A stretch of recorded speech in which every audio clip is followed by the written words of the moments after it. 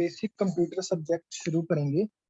Basic computer subject में आपकी कई सारी यूनिट्स हैं, जिसमें आप माइक्रोसॉफ्ट के कुछ सॉफ्टवेयर्स वगैरह के बारे में पढ़ेंगे, जैसे कि माइक्रोसॉफ्ट वर्ड, माइक्रोसॉफ्ट आपका पावर पॉइंट और माइक्रोसॉफ्ट एक्सेल के बारे में।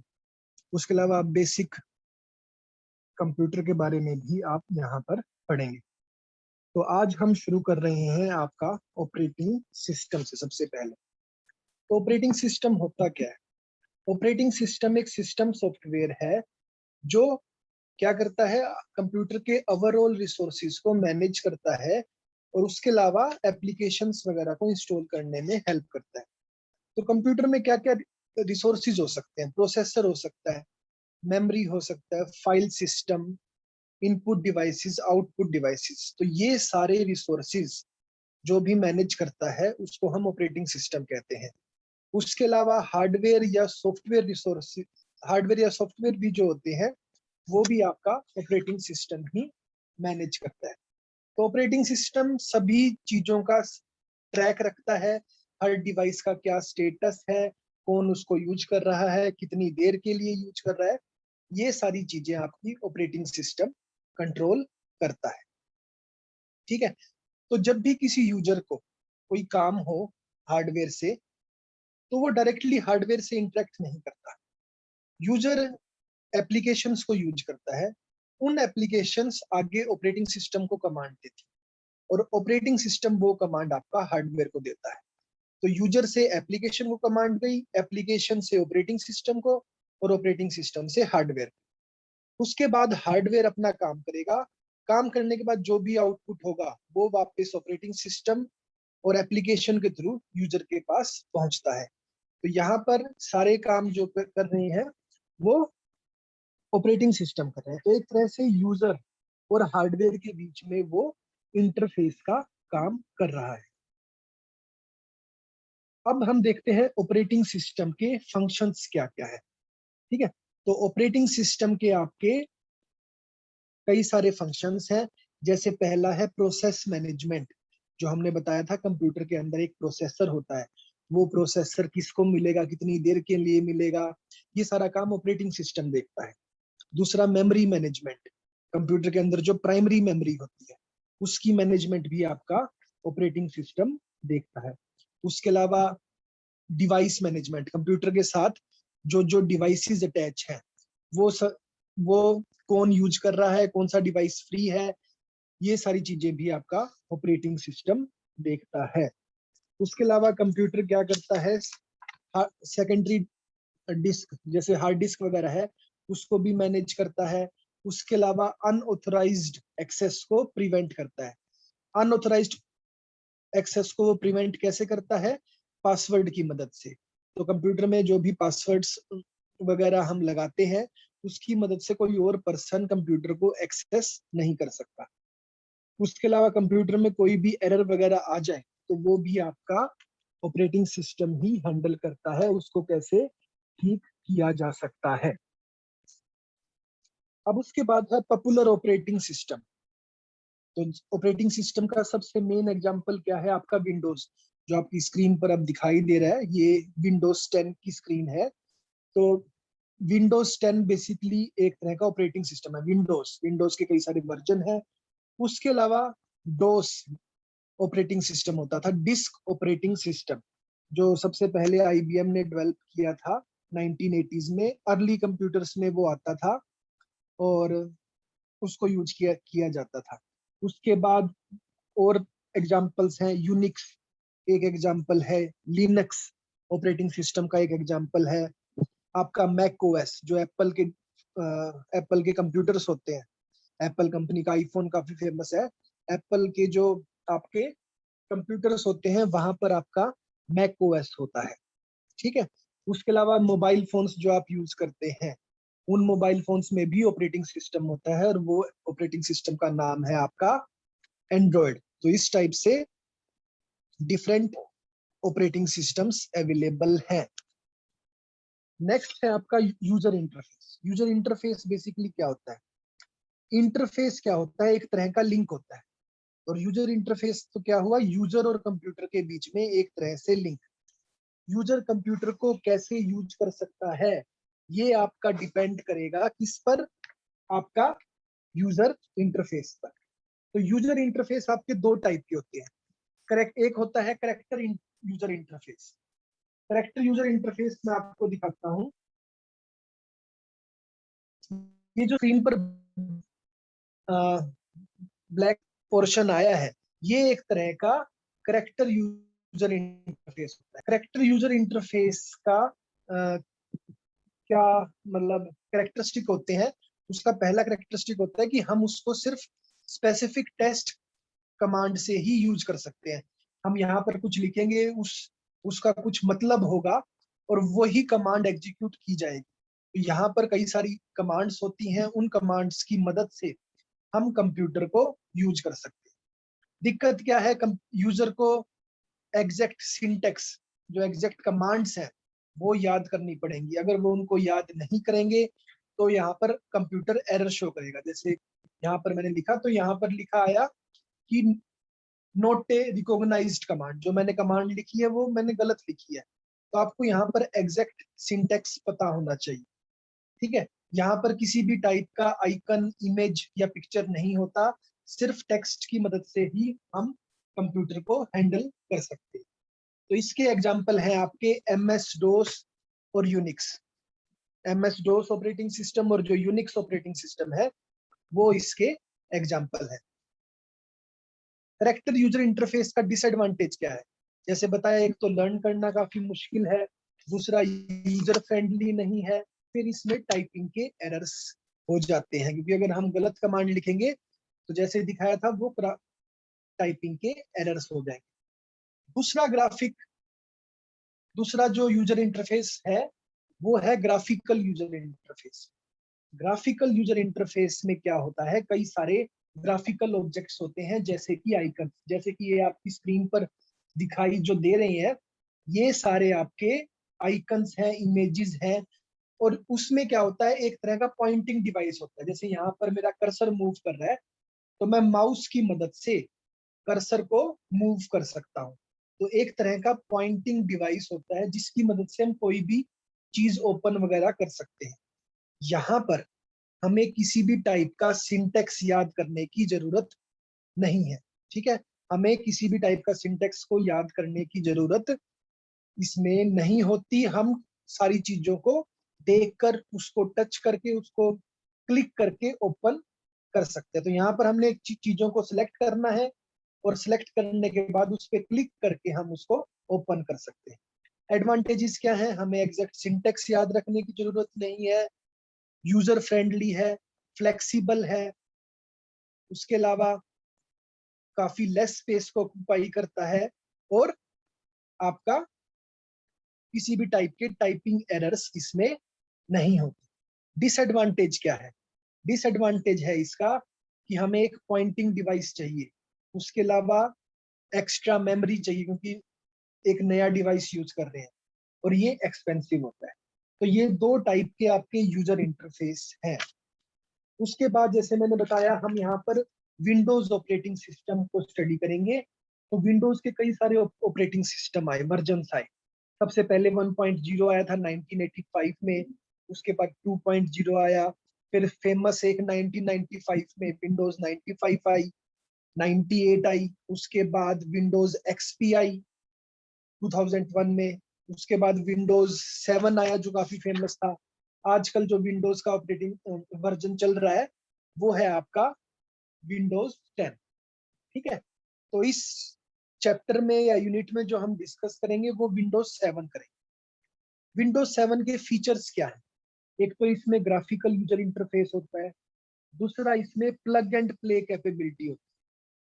प्लग एंड प्ले कैपेबिलिटी का मतलब है कि कोई भी नया डिवाइस जब कंप्यूटर के साथ हम अटैच करते हैं तो वो ऑटोमेटिकली डिटेक्ट हो जाता है और उसकी इंस्टॉलेशन भी ऑटोमेटिकली हो जाती है। तो इसलिए विंडोज 7 में आपका प्लग एंड प्ले फीचर है।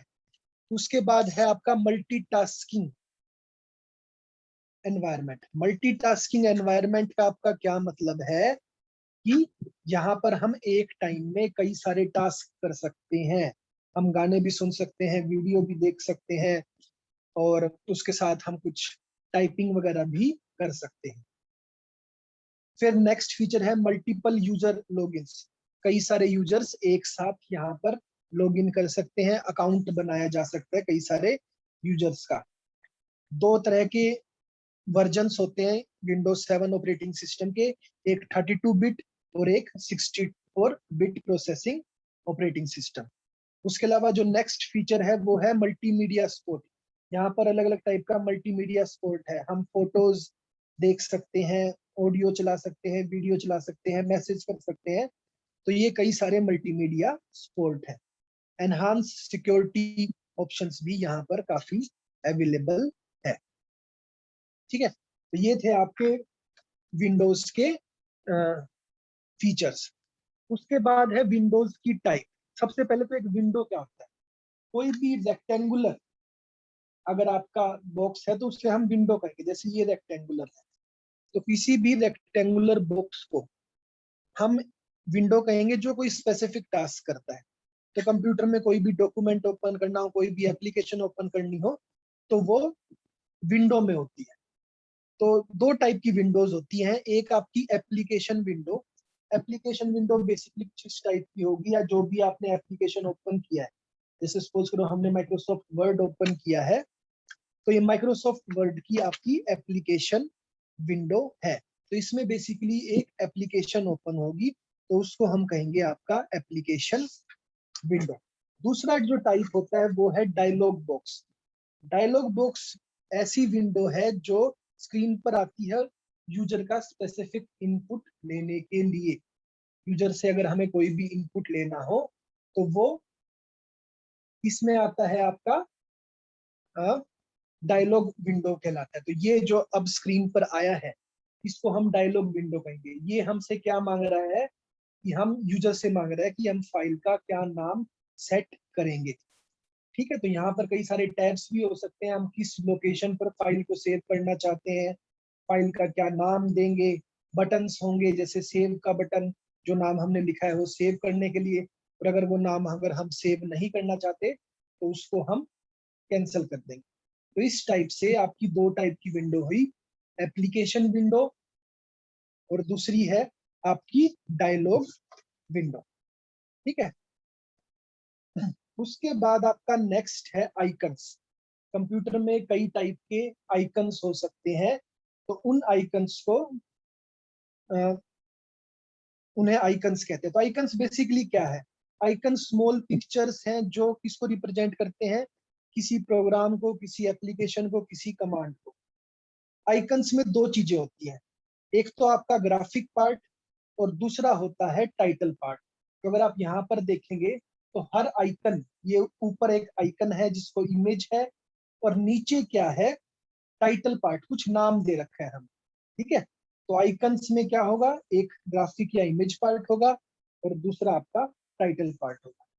कई टाइप की आइकन्स होते हैं, जैसे कि पहला आइकन है आपका application icon. Application icon basically क्या होता है, किसी भी एप्लीकेशन को आप ऑन करना चाहें तो उसको आप, उसका जो आइकन होगा, तो कोई भी एप्लीकेशन का जो आइकन होगा उसको हम कहेंगे एप्लीकेशन आइकन। तो यहाँ पर ये जो फायरफॉक्स लिखा हुआ है, तो ये एक तरह की एप्लीकेशन है और ये इसका एक आइकन है। तो इस आइकन को हम कहेंगे एप्लीकेशन आइकन। ठीक है, दूसरा जो होता है आपका शॉर्टकट आइकन।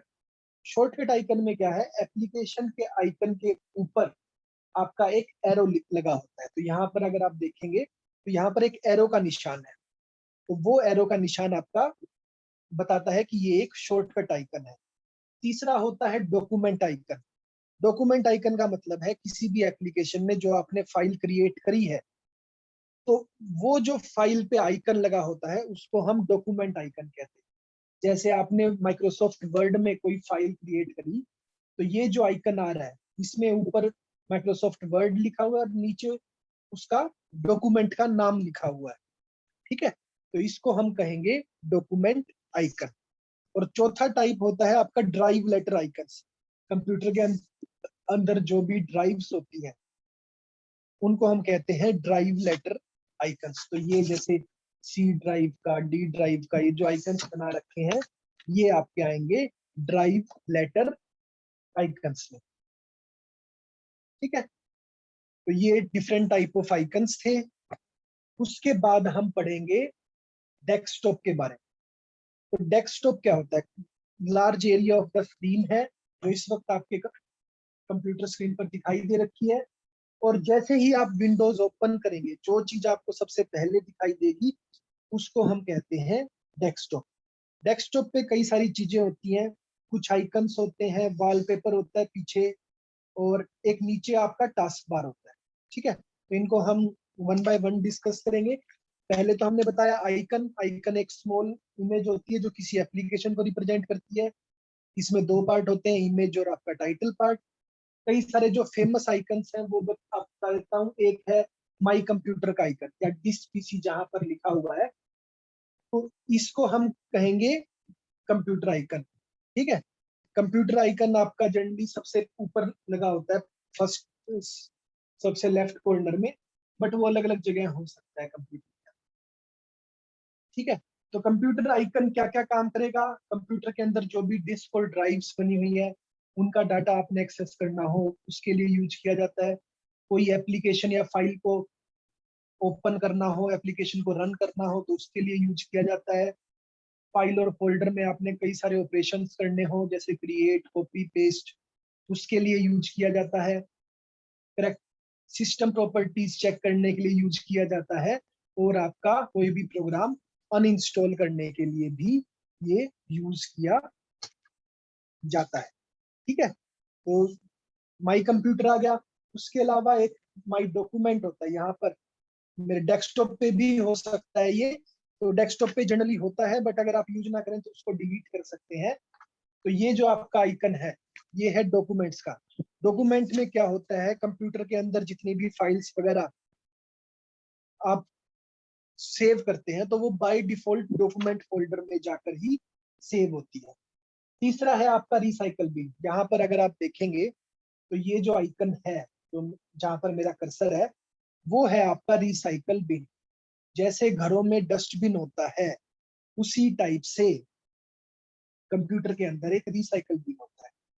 तो रिसाइकल बिन में क्या है, जो भी आपका वेस्ट मटेरियल है, जो भी चीजें हैं जिनको आपने इन फ्यूचर यूज नहीं करना, वो आप रिसाइकल बिन में डाल देते हैं। ठीक है, जैसे यहाँ पर एक शॉर्टकट लिखा हुआ है रफ नाम का, तो ये चीज आप अब क्या है रिसाइकल बिन में। अब जैसे ही आप इसको सिलेक्ट करेंगे कई सारी ऑप्शंस आ जाएगी। पहली ऑप्शन है एम्प्टी रिसाइकल बिन। उस इस पे आप जब क्लिक करेंगे दैट मीन्स आप पूरी की पूरी रिसाइकल बिन को एम्प्टी करना चाहते हैं।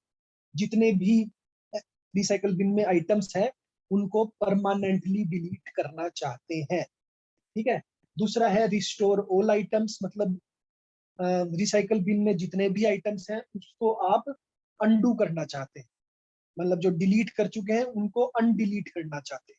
इसी टाइप से अगर सिलेक्टेड आइटम को अनडिलीट करना हो तो उसके लिए है रिस्टोर दी सिलेक्टेड आइटम्स। तो ये चीजें हैं जो आपकी रिसाइकल बिन में होंगी। चौथा जो स्क्रीन पर पहले विंडोज 7 में आता था वो है आपका इंटरनेट एक्सप्लोरर। एक तरह का ब्राउजर है, ब्राउजर आप कंप्यूटर को एक्सेस करने के लिए यूज करते हैं। तो आजकल जो ब्राउजर विंडोज में आता है उसका नाम है आपका एज। ठीक है, तो इंटरनेट एक्सप्लोरर में क्या होता था, आप कोई भी वेबसाइट का नाम दे सकते थे जैसे google.com, तो वो वेबसाइट वहां पर ओपन हो जाए। ठीक है, उसके बाद हमने बताया यहाँ पर वॉलपेपर होता है, जो सबसे पीछे जो दिखा रखा है ये आपका वॉलपेपर है। वॉलपेपर को अगर आपने चेंज करना हो तो स्क्रीन डेस्कटॉप के एम्प्टी एरिया में जाकर आप पर्सनलाइज पे क्लिक करेंगे। पर्सनलाइज में जैसे ही एक विंडो ओपन होगी तो यहाँ पर आप कई सारी मतलब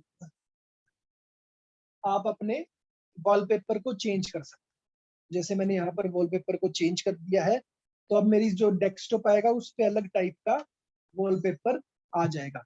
उसके अलावा यहाँ से आप कई सारी चीजें भी चेंज कर सकते हैं, उसकी प्रॉपर्टीज वगैरह चेंज किया जा सकता है।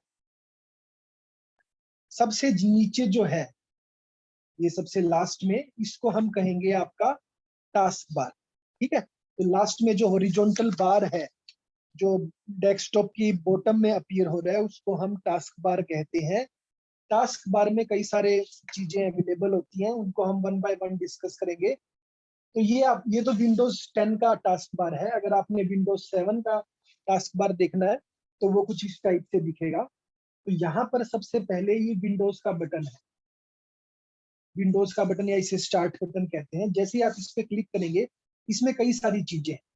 इसमें कुछ तो आपके आइकन्स हैं, जो आपके एप्लीकेशंस वगैरह हैं, जो फ्रीक्वेंटली यूज्ड प्रोग्राम्स हैं, वो है। उसके अलावा नीचे यहाँ पर ऑल प्रोग्राम्स का बटन है, जो आपके कंप्यूटर में जितने भी प्रोग्राम्स होंगे वो सारे यहाँ पर दिखाएगा। उसके अलावा नीचे सर्च का ऑप्शन है, आप कोई भी चीज सर्च करना चाहें तो यहाँ पर सर्च कर सकते हैं। ये लेफ्ट पोर्शन हो गया। राइट पोर्शन में आपका माई कंप्यूटर, डॉक्यूमेंट, पिक्चर्स, ये सारी चीजें। उसके बाद अगर आप नीचे आएंगे तो यहाँ पर कुछ सेटिंग्स वगैरह चेंज करने की ऑप्शंस हैं, जैसे कि कंट्रोल पैनल, डिवाइसेस और प्रॉपर्टीज। हेल्प ऑप्शन है, हेल्प एंड सपोर्ट। तो अगर आपने किसी भी टाइप की हेल्प चाहिए तो वो चीज यहाँ पर आप ऑब्टेन कर सकते हैं। लास्ट में आपका शटडाउन बटन है, तो आप अपने कंप्यूटर को शट डाउन करना है तो यहाँ से किया जा सकता है। यहाँ पर साइड में जो एरो है, इस पे जब आप क्लिक करेंगे तो कई सारी ऑप्शंस आएंगी, जैसे शट डाउन, कंप्यूटर को शट डाउन करने के लिए, रीस्टार्ट, कंप्यूटर को शट डाउन करके दोबारा से स्टार्ट करने के लिए, और तीसरी ऑप्शन होती है लॉग ऑफ। जनरली वो स्लीप ऑप्शन होती है, तो कंप्यूटर को स्लीप करने के लिए, या लॉग ऑफ होती है तो यूजर